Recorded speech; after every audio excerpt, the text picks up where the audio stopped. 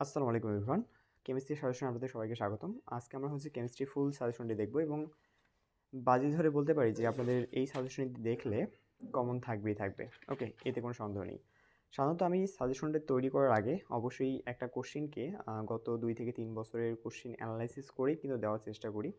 যার কারণে কিন্তু কোশ্চেনগুলো বেশি একটা কমন থাকে, হ্যাঁ? সো আমি দেখছি কেমিস্ট্রির কোশ্চেন গত 2 বছর থেকে তারা কোশ্চেন এমনভাবে করতেছে যে কোশ্চেন কোথা থেকে হবে তা কিন্তু বলা মুশকিল এবং পিছনের দিকের অধ্যায়গুলো থেকে একটু বেশি কোশ্চেন করা হচ্ছে। এবং আমরা দেখেছি যে গত 2 বছরে তারা আমাদের মানে অঙ্ক, হ্যাঁ? কেমিস্ট্রিতে অঙ্ক কখনো কিন্তু দিত না, বাট এখন থেকে কিন্তু অঙ্ক তারা দেয়।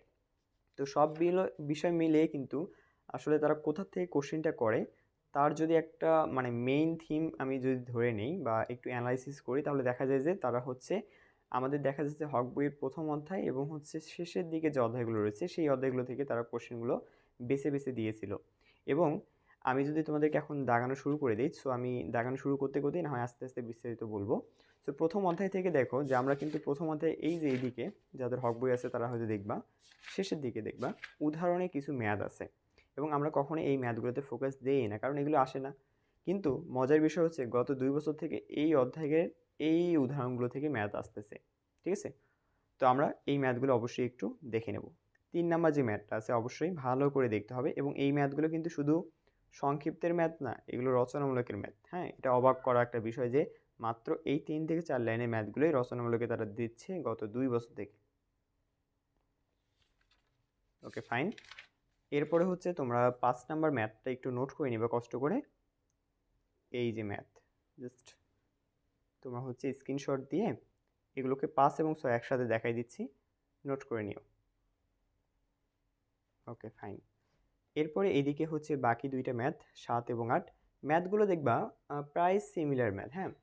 একটা ম্যাথ আরেকটার সাথে একদম মিলে গেছে। ওকে, শেষ আই হোপ। এই দিক থেকে আমরা সংক্ষিপ্তের জন্য এই যে আমার লাল পেন দিয়ে লাগানো যেগুলো আছে সেগুলো পড়ে নেব। এই দিক থেকে আমাদের এই কয়েকটা লাল পেন দিয়ে দাগানো প্রশ্নগুলো তোমরা একটু তোমাদের অন্যান্য বই দেখো, এগুলোতে আর অ্যান্সার আমাকে দেখাইতে হবে না, তাই না? তোমাদের অন্যান্য বই যে কোনো বই হোক না কেন অ্যান্সার তো খুঁজে বের করাই যাবে। সো এরপর এগুলো আর এই অধ্যায় থেকে মোটামুটি অতি সংক্ষিপ্ত 2টা কোশ্চেন থাকবেই, সেই জন্য একটু বেশি করে আমাদের পড়তে হবে। তার মাঝে থেকে ইলেকট্রোমিনাস তো আসেই প্রায়, হ্যাঁ? আর আদার্স যে কোশ্চেন তোমার আইসোটোপ কাকে বলে, হ্যাঁ? তারপর আবরণ নীতি কী, অরবিটাল কী, পলির বর্জন নীতি কী, এগুলো তো থাকেই একটা না একটা। সো মোটামুটি বলা যায় 2 থেকে 3টা সর্বনিম্ন কোশ্চেন আমাদের থাকে প্রথম অধ্যায় থেকে, আর সর্বোচ্চ গেলে তোমার 3টা যায়। আর এখানে তারপর 2 নাম্বারটা সংক্ষিপ্তের জন্য অনুপরমাণুর মাঝে পার্থক্যটা, এইদিকে 8 নাম্বারটা পড়তে হবে। 8 নাম্বারটা আমাদের রচনামূলকের একটা কোশ্চেন, মানে মৌলিক পরমাণু কী, হ্যাঁ? স্থায়ী মৌলিক পরমাণুগুলোর বর্ণনা দাও, ঠিক আছে? তারপরে এদিক থেকে আমরা অরবিটালের মাঝে পার্থক্যটা পড়ব এবং আইসোটোপের একটু বিষয় তোমরা পড়ে নিও, হ্যাঁ? আইসোটোপের বিষয়গুলো একটু পড়ে নিও, আর কিছু পড়তে হবে না। আরেকটা বিষয় রচনামূলকের জন্য এই 2টা কোশ্চেন, প্রথম আর দ্বিতীয়টা। কোয়ান্টাম সংখ্যা কী, কোয়ান্টাম সংখ্যার প্রকারভেদ অবশ্যই পড়বা। দ্বিতীয় অধ্যায়ে তেমন কিছু নেই। দ্বিতীয় অধ্যায় থেকে অতি সংক্ষিপ্ত কোশ্চেন আসবে শুধুমাত্র হয়তোবা এই যে অতি সংক্ষিপ্ত কোশ্চেনগুলো আমি যেগুলো দাগায় রাখছি অবশ্যই পড়বা। লেটির নাম থেকে একটা কোশ্চেন থাকবে, আরেকটা যদি এটা থেকে আসে ভালো, আর যদি না আসে তাহলে এইটা থেকে অবশ্যই আসবে, সেটা হলো গাঠনিক সংকেত। আমাদের কিন্তু সামনে মেগা ক্লাস আছে, সো মেগা ক্লাসে কিন্তু এগুলো সবগুলোই করানো হবে। তোমরা যে অঙ্কগুলো দেখলে ওই অঙ্কগুলো করানো হবে, প্লাস এগুলো কী করে সহজে করানো যায়। সো অবশ্যই মেগা ক্লাসে থাকবা। মেগা ক্লাসটি অবশ্যই আমাদের কারিগরি পাঠশালা পেজে হবে, এই সপ্তাহে হবে। তো তোমরা যারা আমার ভিডিওটা এখন দেখতেছো, সো অবশ্যই কারিগরি পাঠশালা লিখে ফেসবুকে সার্চ করো, হ্যাঁ? ওখানে তোমরা টাইমটা জেনে নিতে পারো আমাদের পেজে মেসেজ করে, কিংবা আমাদের কোর্সেও ভর্তি হতে পারো তুমি চাইলে। আমাদের কিন্তু এগুলো সবগুলোই প্র্যাকটিস করানো আছে, হ্যাঁ? এরপরে এদিকে দেখো পঞ্চম অধ্যায়, তারপর পঞ্চম অধ্যায়ে চলে গেছি। 5 নাম্বার এবং আমাদের 7 নাম্বারটা পড়তে হবে, ঠিক আছে? 5 নাম্বার এবং 7 নাম্বারটা এর আগেও কিন্তু আমি মিড টার্মের সাজেশন অলরেডি এগুলো দিয়ে রাখছিলাম, তো আবারও দেখাচ্ছি। আই হোপ অ্যান্সারটা আমাকে দেখাই দিতে হবে না। তৃতীয় অধ্যায়ে চলে যাই। তৃতীয় অধ্যায়টা মোটামুটি সবার এক্সপেক্ট থাকে যে তৃতীয় অধ্যায় থেকে ম্যাথ আসবে। হ্যাঁ, ডেফিনেটলি ম্যাথ আসে তৃতীয় অধ্যায় থেকে, তবে ওই যে বললাম প্রথম অধ্যায়টা থেকে একটু বেশি তারা ম্যাথ দিয়ে দিয়েছে এবার। তো আমি তৃতীয় অধ্যায় থেকে আগে কয়েকটা ম্যাথ তোমাদেরকে দেখাই দিই, মেবি এগুলো উদাহরণে আছে, তো আমি উদাহরণ থেকে ম্যাথগুলো দিয়ে দিচ্ছি। তার মাঝে থেকে এই যে ম্যাথটা যেটা দেখতেছো 2021 সাল নির্দেশ করতেছে আমাকে। সো 2021 সালে এই ম্যাথটা অবশ্যই পড়তে হবে 7 ক। ওকে, আমি অ্যান্সারটা দেখাই দিচ্ছি। তোমাদের অন্যান্য বই যদি না থাকে সো কষ্ট করে হলেও নোট করে নেবা। তারপর অবশ্যই এই দিকের কয়েকটা ম্যাথ পড়তেই হবে সংক্ষিপ্তের জন্য, এবার খুবই ইম্পর্টেন্ট। এবং আরেকটা বলে দিই, এই যে ম্যাথটা দেখতেছো 6 নাম্বারটা, এটা 2022 সালে এসেছিল। দেখো এখানে কিন্তু সালটা এখনো ইনক্লুড হয়নি। সো এটা 2022 সালে এসেছিল, মানে কি এটা কিন্তু আমি পুরোনো বই থেকে দাগাই দিচ্ছি, বিকজ তোমরা যদি বুঝতে পারো যে আসলে কোশ্চিনটা কেন আসে বা কই থেকে আসে। দেখো এটা পুরোনো বই, বাট এই কোশ্চিনটা আসছিল 2022 সালে। দ্যাট মিনস একদম পারফেক্ট জায়গায় আমি কিন্তু হাত দিয়েছি। মানে এক কথায় বলা যায় ওই যে মাছ মারো নাই তোমরা জমিতে, জমিতে তো না, পুকুরে পুকুরে দেখবে না যে একটা জায়গায় শিঙ্গি মাছ পাইলে কিন্তু ওখান থেকে আরও 10-12টা বের হয়ে আসে, বিষয়টা এরকম। এই 3টা ম্যাথ খুবই ইম্পর্টেন্ট। সো আমি অ্যান্সার সহকারে এইদিকে দেখাই দিচ্ছি, নোট করে মুখস্থ করে যাব পরীক্ষার হলে। আসুক না আসুক, তবে আমরা কিন্তু যেহেতু একটা শিঙ্গি মাছ এখান থেকে পেয়েছি, নির্ঘাত আরও 2-3টা শিঙ্গি মাছ কিন্তু এখান থেকে বের হতেই পারে। So just fun. এখন আমরা চলে যাই এইদিকে। আরেকটা প্রমাণ দেখো, পিভি ইকুয়াল এনআরটি, এই প্রমাণটা হয়তো অনেকের বইয়ে সাজানো নেই, ঠিক আছে, বিশেষ করে টেকনিক্যালে কিন্তু একটু সাজানো নেই। সো তোমরা একটু এখান থেকে কষ্ট করে নোটটা করে নিও। এই দেখো সুন্দর করে নোটটা অলরেডি এরা তৈরি করেই দিছে। এখান থেকে শুরু করে, এই প্রথম থেকে শুরু করে এই যে ধ্রুবক বলা হয় এখান পর্যন্ত পিভি ইকুয়াল এনআরটির নোটটা করে নিবা তোমরা এখান থেকে। আমি দেখাই দিলাম, তোমার পরে বলিও না যে ভাইয়া নোট দেন, হ্যাঁ। এই যে আচ্ছা, এখন এই যে এখানে তোমাদের কিছু ম্যাথ আছে। সো এই ম্যাথগুলো চাইলে তোমরা পড়তে পারো, 2-1টা ম্যাথ দেখে যেতে পারো। তবে এখান থেকে ম্যাথ আমি আসতে দেখিনি, তবে অবশ্যই আসতে পারে কিন্তু, হ্যাঁ, যেহেতু তারা দিচ্ছে এই বই থেকেই ম্যাথ, তো আমি ম্যাথগুলো দেখাই দিই, প্র্যাকটিস করে যেও। এবং আমার তো মেগা ক্লাসে আমি অবশ্যই এগুলো করাবো। সো অবশ্যই মেগা ক্লাসে থাকতে হবে। এইদিকে দেখানো কোশ্চেনগুলো পড়ে নিতে হবে। আমি কিন্তু খুব দ্রুত একটু সাজেশনটা দিয়ে দেবো, হ্যাঁ। সো চলে গেলাম এদিকে। এই যে এটা লাল কলম দিয়ে এটা পড়বা। তারপর হচ্ছে 4 নাম্বারটা পরম শূন্য তাপমাত্রা কি, এই কোশ্চেনটা প্রায় থাকে, মানে অতি সংক্ষিপ্ত হিসেবে থাকে, সংক্ষিপ্ত হিসেবে আসতে পারে। পিভি ইকুয়াল এনআরটির কথা তো বলাই হলো। রচনামূলক 4র্থ অধ্যায় যেতে চাচ্ছি, রাসায়নিক বন্ধনের অধ্যায়। রাসায়নিক বন্ধন থেকে আমাদের রাসায়নিক বন্ধন কাকে বলে পড়তে হবে, সিগমা বন্ধন, পাই বন্ধন কাকে বলে, এইটা পড়তে হবে, ঠিক আছে। এই কয়েকটা আমাদের পড়তে হবে, তাহলেই চলবে, বেশি চাপ নিতে হবে না, হ্যাঁ, ঠিক আছে, বেশি প্রেশার নেওয়ার দরকার নেই। তারপর এখান থেকে আমাদের আয়নিক বন্ধনটা কি এটা বুঝতে হবে, তারপর সমযোজী বন্ধনটা কি এটাও আমাদের বুঝতে হবে, ঠিক আছে। আয়নিক বন্ধন এবং সমযোজী বন্ধনের যে কোনো বই থেকে যে কোনো উদাহরণ যে কোনোটা পড়লেই চলবে। এবার আসো সিগমা বন্ধন, পাই বন্ধন, এটা তো এসে বসেই আছে সংক্ষিপ্তে, তো অবশ্যই পড়তে হবে, এসে বসে আছে, বুঝছো, সিগমা বন্ধন পাই বন্ধন কি। তো অবশ্যই তোমরা যে কোনো বই থেকে এটা পড়লেই চলবে। সো আমি অ্যান্সার দেখাচ্ছি না আর। সিগমা বন্ধন পাই বন্ধনের মাঝে পার্থক্যটা তেমন একটা আসে না, তবু এটা পড়ে নিও, অর্থাৎ তোমার সিগমা বন্ধন পাই বন্ধন পড়লে এটাও হয়ে যাবে। এরপরে তো রচনামূলকের জন্য এটা পড়তেই হবে, রাসায়নিক বন্ধন সোডিয়াম ক্লোরাইডের বর্ণনাটা। লবণ 5ম অধ্যায়, লবণ কাকে বলে, এই কোশ্চেনটা তো অবশ্যই পড়তে হবে প্রথমেই। সো অলরেডি দাগানো আছে আমার এখানে, তোমরা এগুলো এই দাগানোগুলো কাইন্ডলি একটু স্ক্রিনশট দিয়ে তোমরা আস্তে আস্তে খাতায় তুলে নিও। Okay, maybe clear. Again now second page. Okay, that will be clear. So এগুলো কিন্তু আমরা কিন্তু সহজেই কিন্তু মেগা ক্লাসে অবশ্যই করাই দেবো। সো মেগা ক্লাসে থাকতে হবে। ওকে, মেগা ক্লাসটা অবশ্যই সামনের সপ্তাহে আমাদের হয়ে যাচ্ছে।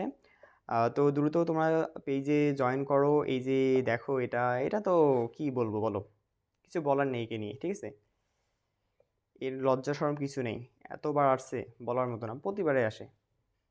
সো এরপরে আসো এদিকে, আর কিচ্ছু পড়ার মতো নেই, শুধুমাত্র আমাদের লবণ কাকে বলে, লবণের মিশ্র লবণ, যুগ্ম লবণ, জটিল লবণ, এগুলো সম্পর্কে একটু জানতে হবে এই রচনামূলক কোশ্চিনটা পড়ে।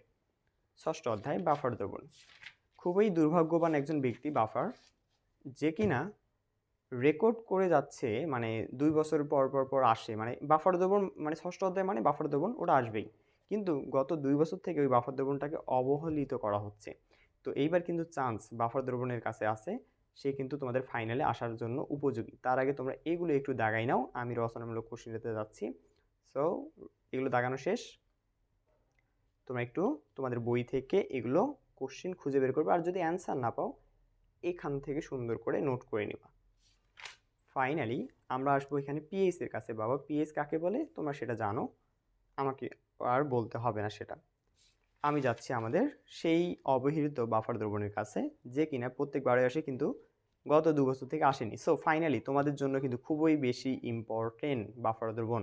তারপরে পিএইচ এর গুরুত্ব, এও হচ্ছে নির্লজ্জ, এর রচনামূলকে আসবে নয়তো সংক্ষিপ্তে আসবে, এটা আসবে, এটা কনফার্ম। পিএইচ এর গুরুত্ব। সপ্তম অধ্যায়ে যেতে যাচ্ছি আমরা। সপ্তম অধ্যায় প্রভাবক। এই যে প্রভাবক অধ্যায়টা নাম শুনেই ভয় খেয়ে গেছে অনেকেই। সো এইটাতে কিছু পড়তে হয় না, শুধু এই যে রাসায়নিক বিক্রিয়া কাকে বলে এটা পড়ে যাবা। আর এদিকে কোনো কিছু দেখার দরকার নাই, কোনো কিছু দেখার দরকার নাই। তবে হ্যাঁ, দেখতে পারো এই যে আইসো সমনীকরণ বিক্রিয়াটা কাকে বলে এইটা দেখতে পারো, তারপর পলিমাকরণ বিক্রিয়া কাকে বলে এইটা দেখতে পারো। তবে দেখার একটা তেমন প্রয়োজন মনে করতেছি না, কারণ এগুলো আসে না। তাহলে ভাইয়া কি দেখবো?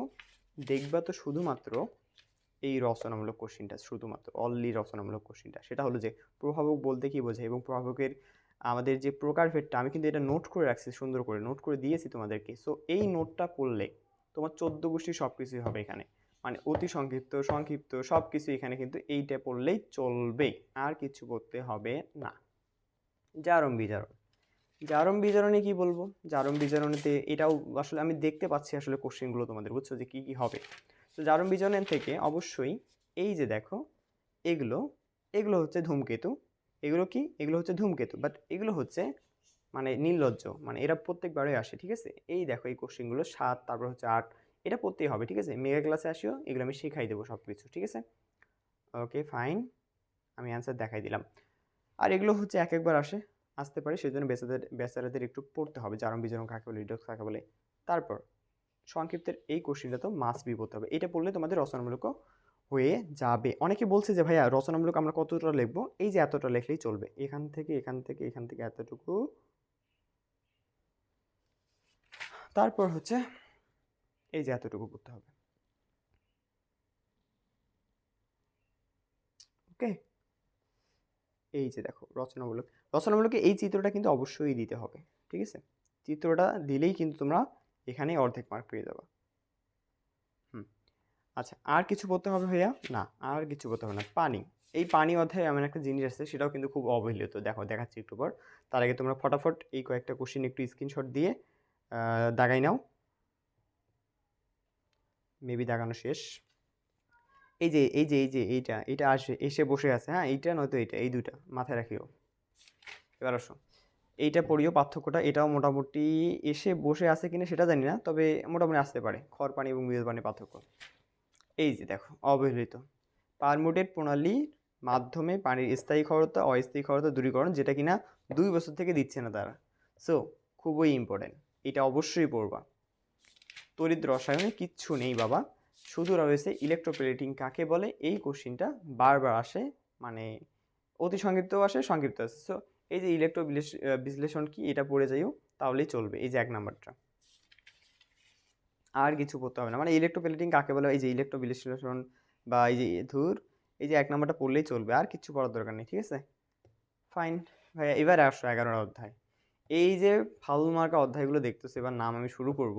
এই অধ্যায়গুলো হচ্ছে এমন অধ্যায়, যে অধ্যায় থেকে এমনভাবে কোশ্চেন করে তারা বাঁকাশিব, যে মানে বলা মুশকিল যে কোথা থেকে কি করছে না করছে তারা। তো যাই হোক, তো চলো এবার কিন্তু আমরা আর ভুল করবো না, এবার আমরা একদম খাপে খাপ দাগাই নেব কোশ্চেনগুলো, যাতে করে ওরা যতই চালাকি করুক আমরা যেন মিস্টেক না করি, ঠিক আছে। তো চলো শুরু করি। আমাদের অতি সংক্ষিপ্তের ক্ষেত্রে যদি কথা বলি, অতি সংক্ষিপ্তের ক্ষেত্রে তোমাদের জেনারেল যে ক্লাস 9-10 কোশ্চেন পড়ছো তেমনই কোশ্চেন করা হবে, তেমন কঠিন কিছু দিবে না তারা অতি সংক্ষিপ্তের ক্ষেত্রে। যেমন মনে করো তোমার জৈব যৌগ কাকে বলে, এই একটা কোশ্চেন। তারপর হচ্ছে সম্পৃক্ত জৈব যৌগ কাকে বলে, এইটা কোশ্চেন পড়বা। তারপর হচ্ছে অসম্পৃক্ত 4 নাম্বারটা পড়বা। তারপর হচ্ছে 5 নাম্বারটা পড়বা। এগুলো তোমরা জানো কিন্তু, এগুলো নিয়ে আমার তেমন ভয় হচ্ছে না। তারপর হচ্ছে এই দিকের কোশ্চেনগুলো, এই দিকের অবশ্যই 3টা অবশ্যই করবা, মানে এই সবগুলোই করবা। এই দেখো এগুলো কিন্তু সালে আসছিল, দেখছো এই যে সালে আসছিল, এগুলো করতে হবে। হ্যাঁ, তো যেটা বলতে চাচ্ছিলাম, আমরা এইদিকে রচনামূলকে একটু ফোকাস দেব।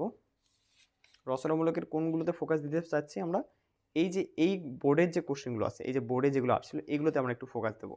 যেমন 2 নাম্বার কেটিনেশন কি, কার্বনিক কেটিনেশনের ধর্ম কি, এগুলো সব কিছু ভাইয়া মুখস্থ। আপনাদেরকে একটু কষ্ট করে মুখস্থ করতে হবে। আমি অ্যান্সার দেখাই দিচ্ছি। 4 নাম্বারটা খুবই ইম্পর্টেন্ট, অনেকবার আসছিল। কার্যকরী মূলক কাকে বলে, খুবই ইম্পর্টেন্ট। কার্যকরী মূলকটাও কিন্তু খুবই সহজ। কার্যকরী মূলক বলতে কি, এক কথায় হচ্ছে ভাইয়া, যে মূলকটা ব্যবহার করলে যৌগটা মূলত কাজে আসবে, ঠিক আছে, ওই মূলকটা আসলেই মূলত যৌগটার কাজ কি শুরু হবে, কার্যকরী মূলক। এই যে কার্যকরী মূলক 4 নম্বরটা, তারপর হচ্ছে 5 নম্বরটা। আমি কলম দিয়ে না হয় মার্কিং করে দিই 4, 5। সমগতি শ্রেণী কাকে বলে? এরপর অ্যালকেনের 6 নম্বরটা পড়তে হবে। অ্যালকেনের প্রথম 4টি যৌগের গাঠনিক সংকেত, এটা তো আশা করি তোমরা তৈরি করতে পারবো। তারপর হচ্ছে রচনামূলকের জন্য আমরা এই 1 নম্বরটা পড়তে পারি, আর হচ্ছে আমরা চাইলে এই 2 নম্বরটা পড়বো, 1 আর 2 চলবে এতে। এগুলোতে তেমন আসলে একটা ইম্পর্টেন্ট মোটামুটি বলা যায় না, এই দিকে এগুলো ইম্পর্টেন্ট আছে। এই দিকে আমি তোমাদের কয়েকটা কোশ্চিন দেখাই দেবো।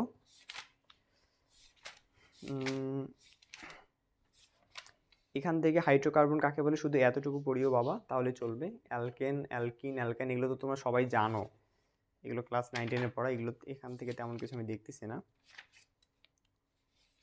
তবে বলা যায় না কখন কি দেয় তারা ঠিক নেই, ঠিক আছে।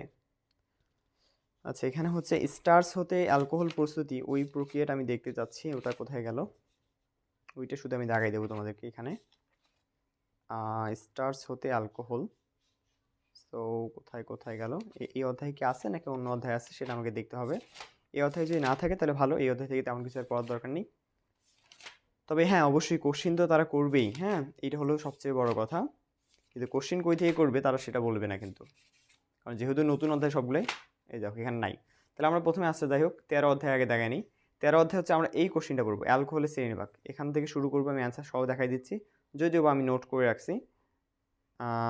এখান থেকে এখান থেকে এখান থেকে এই যে এতটুকু পড়বা, তারপর হচ্ছে এই যে এখান থেকে শেষ, এই যে এখান থেকে শেষ।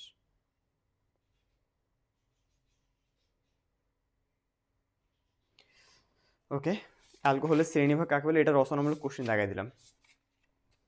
তারপর এই যে যেটা খুঁজতেছিলাম আসলে আমি, যে তোমার হচ্ছে এই যে গাজন প্রক্রিয়াটা, এই গাজন প্রক্রিয়াটাও কিন্তু রচনামূলকের কোশ্চিন, এটা পড়তে হবে। তো এটা কিন্তু অনেক শর্ট করে দেওয়া আছে কেন জানি এখানে, তো আমি কিন্তু সুন্দর করে পড়াইছিলাম তোমাদের বড় করে, সো ওইটা পড়বা তোমরা, যেটা পড়াইছিলাম আমি, এই যে বড় করে পড়াইছিলাম, এই যে এখান থেকে শুরু করে, বাবা রে বাবা, এটা যত বড় লিখছে অ্যান্সার, আমি কিন্তু তোমাদের কিন্তু শর্ট করে অ্যান্সার দিয়েছিলাম, তাই না? তোমরা ওই শর্ট অ্যান্সারটা পড়লেই চলবে। আর যারা কোর্সটি কেননি তারা হচ্ছে পুরোটাই পড়ে নিও, কষ্ট হলেও, ঠিক আছে।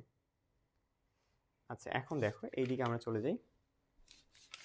এইদিকে হচ্ছে অ্যালকোহল কাকে বলে, শুধু এতটুকু পড়বা, আর কিচ্ছু দরকার নেই। আমরা হচ্ছে অ্যারোমেটিক যৌগে যেতে যাচ্ছি। অ্যারোমেটিক যৌগে আমরা পড়বো হচ্ছে জাস্ট শুধু রচনামূলকের হাকেল নিয়মটা কি, কাকে বলে, এইটা পড়বো। 15 অধ্যায়েও তেমন কিছু নেই, শুধু জাস্ট আমরা কয়েকটা বিষয় পড়তে যাচ্ছি, সেটা হলো যে ফুড প্রিজারভেটিভটা কি, এটা আমরা সম্পর্কে একটু ধারণা রাখতে যাচ্ছি। আর এদিকে তেমন কিছু নেই, ফুড প্রিজারভেটিভ কি এটা পড়বো, ঠিক আছে। আর রচনামূলক কোশ্চিন অবশ্যই প্রিজারভেটিভ কি এবং প্রিজারভেটিভের শ্রেণীবিভাগ নিয়ে আমরা একটু আলোচনা করতে যাব, হ্যাঁ, ঠিক আছে। এই হলো কোশ্চিন শেষ, মোটামুটি আমাদের সাজেশন। তার মানে কি বুঝলা বলো? তার মানে বোঝা যাচ্ছে ভাই, আমার যদি 11 অধ্যায় 12 অধ্যায়গুলো কথা যদি বাতও দিই, আমি কিন্তু দিব্যি ভালো রেজাল্ট করতে পারি, বিকজ আমি যদি 1 থেকে 10 অধ্যায় ভালো করে পড়ি। তুমি 1 থেকে 10 অধ্যায় ভালো করে পড়ো, তুমি দিব্যি ভালো রেজাল্ট করতে পারবা ইনশাল্লাহ, ঠিক আছে। তো আল্লাহ হাফেজ, দেখা হচ্ছে মেগা ক্লাসে।